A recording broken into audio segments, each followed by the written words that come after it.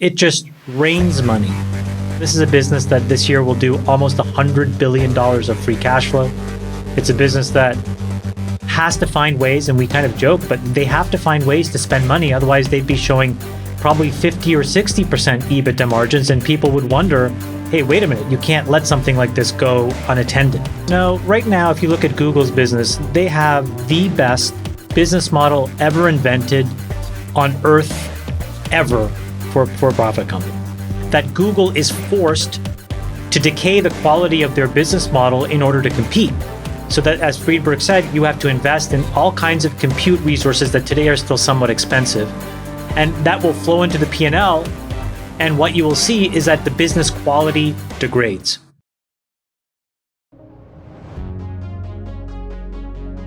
It's an incredible business. So that business will get worse if Microsoft takes a few hundred basis points of share, if Meta takes a few hundred basis points of share, if Tencent does, if a few startups do.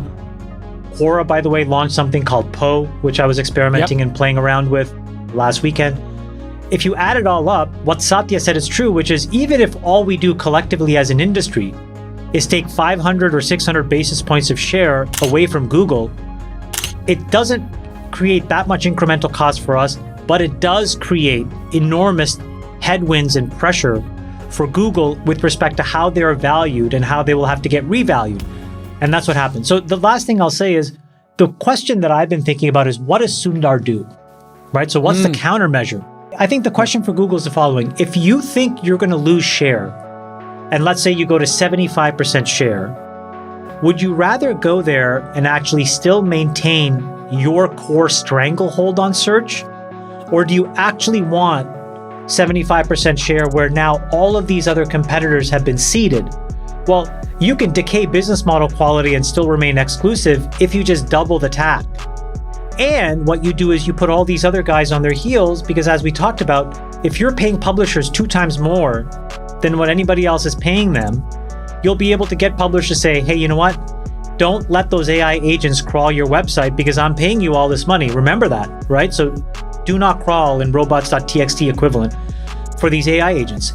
And I think that that'll put Microsoft and all these other folks on their heels. And then as you have to figure out all this derivative work stuff, all these lawsuits, the countermeasure here, if I was him, is to go to the board and say, guys, we're going to double TAC.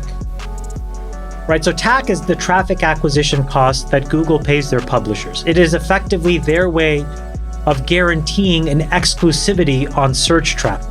So for example, if you guys have an iPhone, it's Google Search. That's the default search in the iPhone. Google pays Apple. This year, this renegotiation for that deal could mean that Apple gets paid $25 billion for giving away that right to Google. So Google does all these kinds of deals. Last year, they spent, I think, $45 billion or so.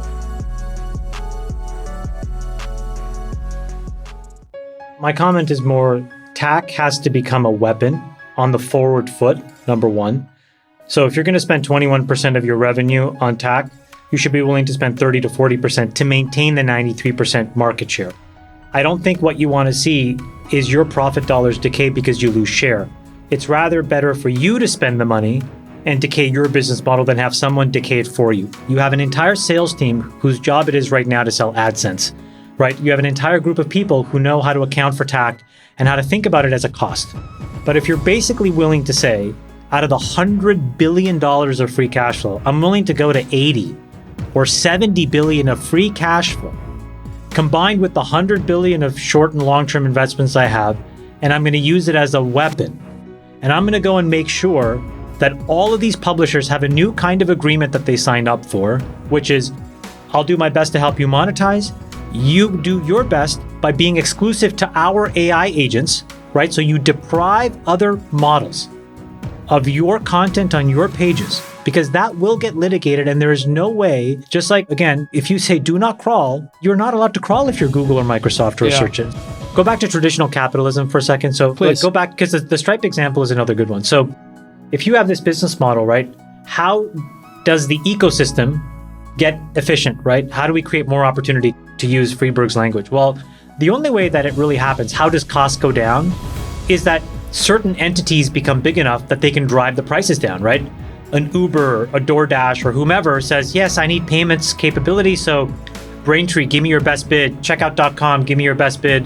Adyen, give me your best bid. Stripe, give me your best bid. You compete it down, right? Amazon comes in. Walmart comes in. They do it in physical CPG goods. They do it online. They do it for all kinds of technologies.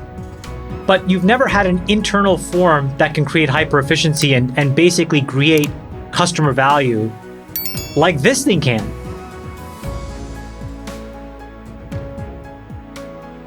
This is something that we've said before, which is that ChatGPT is an incredibly important innovation, but it's an element of a platform who will get quickly commoditized because everybody will compete over time. And so I think what Microsoft is doing is the natural thing for somebody on the outside looking in at an entity that has 93% share of a very valuable category, which is, how can I scorch the earth? And so Microsoft effectively, for $10 billion, bought almost 50% of a tool, and now will make that tool as pervasive as possible so that consumer expectations are such that Google is forced to decay the quality of their business model in order to compete. So that, as Friedberg said, you have to invest in all kinds of compute resources that today are still somewhat expensive. And that will flow into the P&L. And what you will see is that the business quality degrades. And this is why when Google did the demo of Bard, the first thing that happened was a stock went off 500 basis points. They lopped off $100 billion of the market cap, mostly in reaction to, oh my God, this is not good for the long-term business. I said, if you had to build Stripe, I said, how many engineers do you think it would take you, and how long would it take you to build a competitor? It was just a thought exercise. It would take hundreds of millions of dollars and years. Now imagine you were feeling threatened by Stripe. Imagine you're a large company. Visa, MasterCard, just as an example.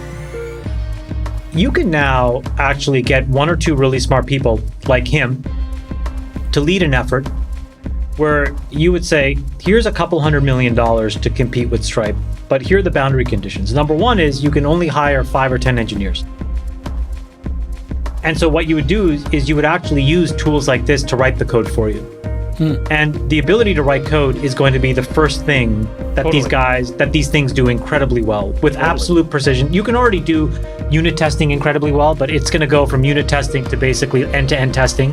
And you'll be able to build a version of Stripe extremely quickly and in a very lean way. So then the question is, well, what would you do with the 200 or 300 million you raised?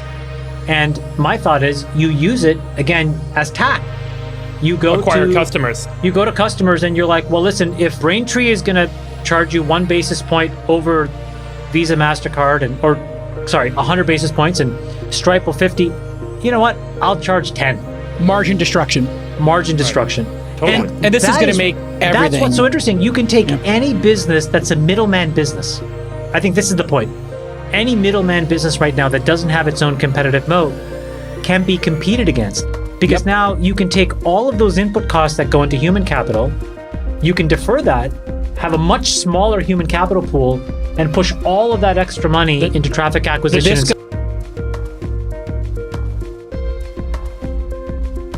The ability to run this at scale is going to happen because we're getting better and better at creating silicon that specializes in doing things in a massively parallelized way. And the cost of energy at the same time is getting cheaper and cheaper along with it. When you multiply these two things together, the effect of it is that you'll be able to run these models. The same output today will cost 1/10 as long as you ride the energy and compute curve for the next few years. So that's just going to naturally happen. I have 2 interesting takeaways. And one is maybe a little bit of a sidebar. So the sidebar is, if you guys were sitting on top of something that you thought was as foundational as Google search back in 1999, would you have sold 49% of it for $10 billion? I think the answer is no. Fusion is what is actually creating abundant zero-cost energy today. The thing that we are lacking right now is not actually the generation capability, which is incredibly cheap, but it's really scalable storage. And once we figure that out, which is actually the real technical bottleneck to abundant zero-cost energy, we'll have your boundary condition met, and we'll have it well before different forms of fusion are commercializable.